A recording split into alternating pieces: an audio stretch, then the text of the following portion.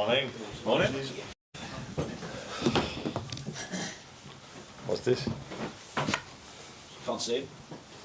Normally it's always over there. Arne, first of all, congratulations again.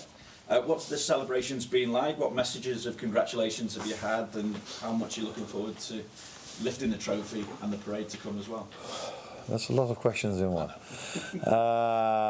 Of course, a lot of messages, and yeah, they are 9 out of 10 times they're the same. But it comes from a good heart, and it's always nice to get these messages. I've tried to answer all of them, not by sending big messages back, but try to answer all of them. It's been amazing, especially Sunday. It was maybe for all the Liverpool fans, but for many of them, one of the best days of their lives, and I think it was the same for me. The way the whole day went, arriving at the stadium, how intense the fans already were, then during the game going 1-0 behind, so it even felt like, oh, they're not going to give it to us, we have to work for it. Scoring the goals, yeah, seeing how much it meant to the players but also to the fans was, and for me, was really special to be part of. Who was the most famous person you got a message off of? Congratulations. Yeah, I assume that's Jurgen. Yeah. What did he have to say? What did he have to say?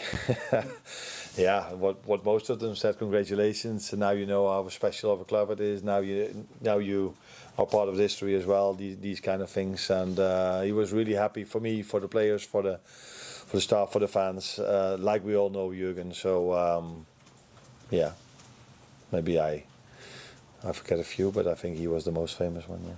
What opportunity do you see now in the remaining games, and how do you refocus after that big celebration last weekend now? It's always it's nice that we play some very strong teams with Chelsea, Arsenal, Brighton, and Palace. So that gives immediately the challenge to those games. It's the end of the season, but we'll also have to look at this as the start of next season already. So, but yeah, it's Chelsea away first. We played them earlier on in the season. And I'm completely surprised, not shocked, but surprised if I look at the gap we have with them at the moment, because at that moment of time, they were the better team on the pitch. But we found a way to win, and that is a quality that we didn't need a lot, because mostly we were the better team on the pitch. But in that game, yeah, we had to suffer more than any other game maybe. So to be so many points ahead of them is a big compliment for everyone here at this club. As you mentioned, just looking ahead to next season as well, can we just take a check on Trent and when you hope for that situation to be resolved? 4 weeks to go. I know. If there's any news on that, I wouldn't say you were the first one to know, but the people in front of me would probably hear it all together. And as long as there are no news from us, this is not the place to talk about this situation. Hi again.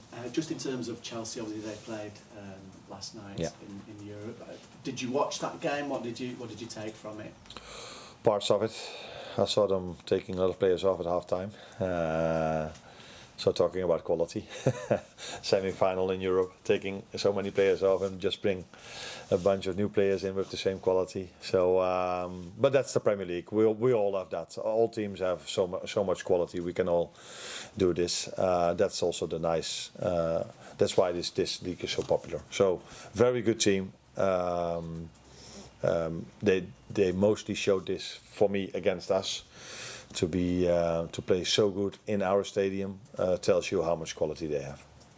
And just for me as well, you're on 82 points at the moment. You could get to 96, which would have been enough to have won the title over the last 4 years previously as well. How important is it to try and get the maximum that you can between now and the end of the season? Nah, it's we are going into these 4 games trying to win them all. Of course, that's how we've what we always want. That's what every player that wears the Liverpool shirt should aim for: winning a game of football. I would judge us more on amount of points we have now compared to teams that won it in the past 4 games before the end, because there's definitely a difference if we're still competing than the games we play now, because my lineups will be different towards the one we've had mostly during the last 10 months as well. We're not going to change everyone, but there will be a few players that come into the team. There will be a certain rotation in the upcoming games. That's not to say that we're going to lose them. We have a lot of trust in the players we're going to play now as well. But I think it would be more honest to judges on the points total we have now compared to the ones that have won the league in the past, where they still had to fight till the end. And I think, if I'm correct, that we are on the same amount of points as many other teams that won the league recently, 4 games before the end. So it's just, sorry, one more if I may. So is that the thinking for you now, is in terms of having a look at the squad players, as you alluded to think perhaps more for next season?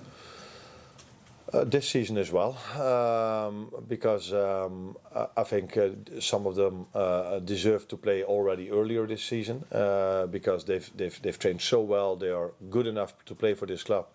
But I mainly chose the same players, and I think this is also a moment to see where they are. Also looking towards next season maybe a bit already, but definitely also because they deserve to play this season. Thank you. We've been speaking a lot to fans this week who seem to really love the way you celebrated, both on the pitch and afterwards as well at Anfield on Sunday. I just wonder, do you feel like your connection with the Liverpool supporters went up a notch after the celebrations unfolded? If that was still possible, because I from the first day I'm here, I feel that they support me and the team, but definitely me as well. Yeah, I think if you win something together, it's for the same with me, with the staff, with the team, with the fans, the players, with each other. It always goes up a notch. That's what you said. When you win something together, it's a game of football, but even more if you win a trophy together. That always lifts you to a new dimension. Yeah. Yeah. And Harvey Elliott said this week that he wants to stay and fight for his place. He's not perhaps had as many minutes as he'd have liked this season. Is he someone that you feel has got a big future at Liverpool? I think first of all, it's very important that players who are here with us like to stay. That's a big compliment to everyone working here. And Harvey is one of the players that haven't had as much playing time as he maybe deserved. But like some others, he's in competition with so many good players that many have chosen for other players. Also partly because he was injured for a long time, and I've been honest with him. The first part after he came back from his injury, he wasn't the same as he was before his injury. But the last few months, he's back to his old level again. But there was no need for me to start with different players. But I think if you look at the amount of minutes he had in the last 1 or 2 months and the time before, you can see it goes up already. So that tells you that I like him more now than I did when he came back from his injury the first month. Cool. Just on that one, so players like Harvey, maybe Chiesa, have they got something to prove to you in these last months, do you think? I don't think they have anything to prove to me, because I see them every single day on the training ground, and I've seen them playing for us in the past or this season. Now, Federico not in the past, but he has had a great career at other clubs as well. So I don't think these players have to prove the quality players they are. But I think they want to prove for themselves that they are that they are good enough to play for us, and I already know that they are, and probably they themselves know this as well. So. No, I don't think they have a point to prove, but I do think they would like to play. But as I said, it's not now that all the ones that have played all the games are not going to play anymore, and all the other ones are going to play now. I've did this once before, Plymouth away, and I got quite a little criticism by you, or didn't I? So I don't think, and that is probably then also not an honest chance. So we will mix it up. But it's not going to be 4 games with the same lineup as we had against Tottenham.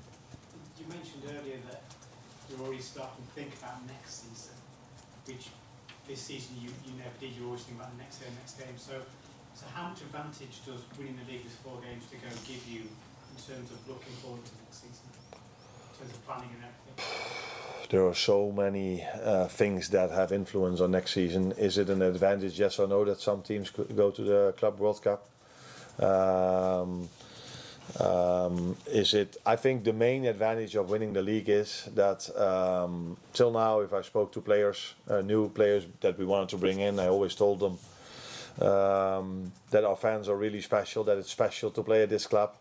I think that was maybe not even necessary to tell them in the past, but after Sunday, I don't think I ever have to tell anyone again how special our fans are, because that was unbelievable. Not only because of how much emotions there were, but them not coming onto the pitch. The amount of times I see teams winning the league and there's a pitch invasion after 2 minutes, everyone is like, yeah, what are we doing here? Let's go inside. But they all stayed in the stands, the way you say it, and the celebrations were incredible. But not even after the game, also during the game. So winning the league, having these fans, I think this is a big attraction to every player we want to bring in, and that's definitely helpful. But if it's helpful that we won the league now already for next season, that is so hard to tell you. Mandy. Hi, Arne. Considering the progress English teams have made in Europe, what does that say about the strength of the Premier League? Considering Manchester United are 14th and Tottenham 16th, and they could be contesting the Europa League final. Yeah, but I think the number 14 and 16 of the Premier League have so much more funds than the number 1 in Holland, for example. So it's not a complete surprise that teams, and we have many of them in the Premier League, have so many more funds than everywhere around the world, every other place around the world, except for Paris Saint-Germain, except for Barcelona, Real Madrid, and a few others. That is not a surprise that English teams go all the way into Europe, especially in the Conference League and in the Europa League, because they are in a different league when it comes to money compared to the other teams that play there. In the Champions League, it's more balanced, I think. So it's a big achievement from Arsenal that they are still in the semi-final. So yeah, it tells you how much money there is in this league and how strong this league is. But we all knew this, that we didn't need this season to know that the Premier League is probably by far the best league and the most competitive league in the world. There are not many leagues where the number 15, 16, 17 now, because of a coincidence, it's done. United and Tottenham, they normally are not there. But even the teams that are normally there have players that can play for the number 1 and the number 2 and the number 3 as well. And you don't see this in any other league, I think. No. Hi Arne, you mentioned that Chelsea were the better team in the first game, and they had some real joy tactically, probably giving you more tactical problems than anyone else this season. Do you enjoy these kind of tactical battles, and do you expect a similar examination on Sunday? Yes, because Chelsea plays the same style as they played at Anfield, and they've played the same style always. It's always 3-2, 4-1, or the way you want to call it. They always bring one of their defenders into the midfield, and they did this in our game as well. That wasn't a surprise because we've seen them playing. I think it was somewhere on the 11th game, or when did we play them? Yeah.